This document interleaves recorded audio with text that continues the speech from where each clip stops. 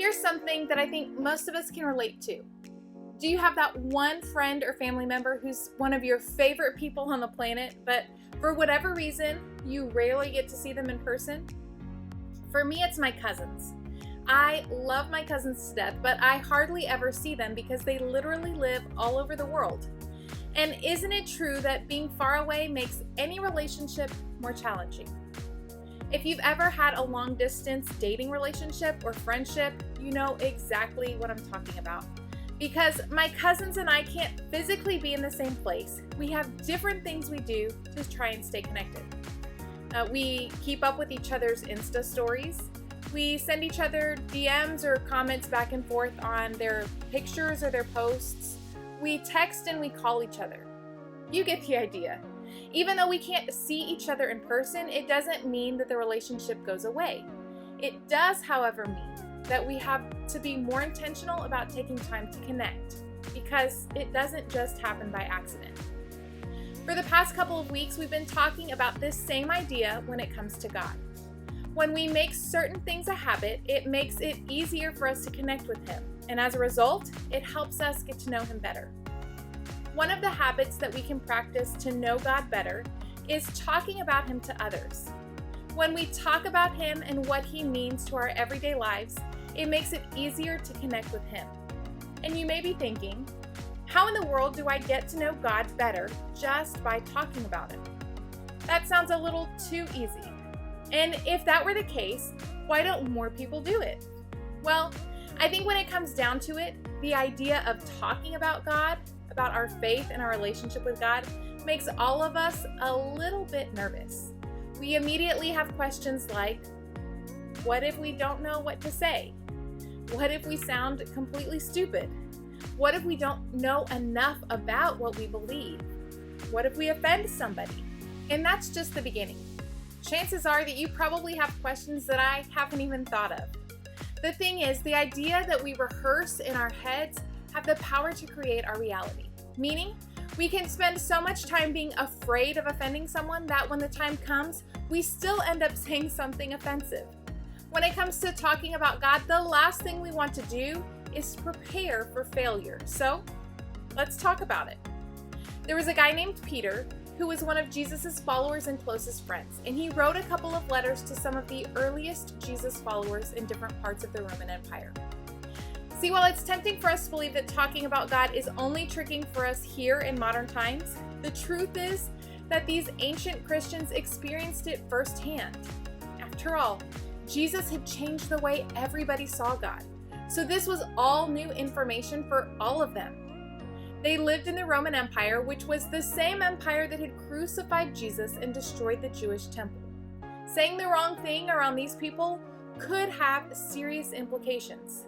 So the idea of talking about God wasn't an easy idea for them to accept. Despite that, Peter addressed the topic, and here's what he said. Always be prepared to give an answer to everyone who asks you to give the reason for the hope that you have. The words always be prepared are important to note because Peter tended to be the kind of guy who flew by the seat of his pants, acting impulsively sometimes. But when it came to conversations about really big stuff, Peter had learned that it mattered to be prepared. So that's what he told the people that he wrote to. Be prepared. Don't miss the opportunity. Fair enough. So how do you and I get ready? Well, the same way we get ready for a big game, an elaborate TikTok dance, or a big speech, we practice. Peter is challenging us to practice talking about God. He wants us to make a habit of it. Let's say you have a friend, a classmate, or a teammate who asks you the reason why you believe what you believe. Peter is basically saying, be ready to talk in that moment. He tells us what we should be prepared to give an answer about. The hope that you have. Peter is referring to what he did in situations where people questioned his reason for following Jesus. He shared his story and his understanding of Jesus. He didn't ask people to become experts or preachers or speakers. He told them what he's telling you and me. Just be you. Share the hope that you have. Share your story and your experience. And hopefully, that helps you to relax, because honestly, you and I have had lots of practice talking to other people about all of our other life experiences. We already know how to talk about things that we love and experiences that we have, but there's something about talking about God that makes it feel different. But what if talking about God wasn't intended to be more awkward or more frightening than just talking about anything else? What if it was just supposed to be you being yourself? When you share about your experiences with God, it gives others hope, and it lets them know that God is real to you, that He's working in the life of someone that they actually know, and that He's not distant, and that He doesn't just show up in the lives of Christians who seem to have it all together. It lets others know that God is for you and for them. So whether you find yourself unsure about what to say, or if you feel like you know exactly what to say about God, remember this: talking about God helps us know Him better. And that something is what you have experienced, felt, enjoyed, or benefited from your own personal faith. You share your reason for the hope that you have. You never know that hope might impact the people around you who are dealing with their own difficulties in life. Peter concludes his thought by saying this: "But do this with gentleness and respect." This isn't just an afterthought. It's important, because when you think about how conversations usually go when it comes to religion and faith, gentleness and respect aren't the words that tend to describe them. Oftentimes, it can feel like the exact opposite. So, how do you talk about your faith with gentleness and respect? Well, you don't talk about it just to start an argument. You don't talk about faith to shame or judge someone. You don't talk about it because you're convinced that you're right and everyone else who believes differently is stupid. You just share your story in a gentle and respectful way.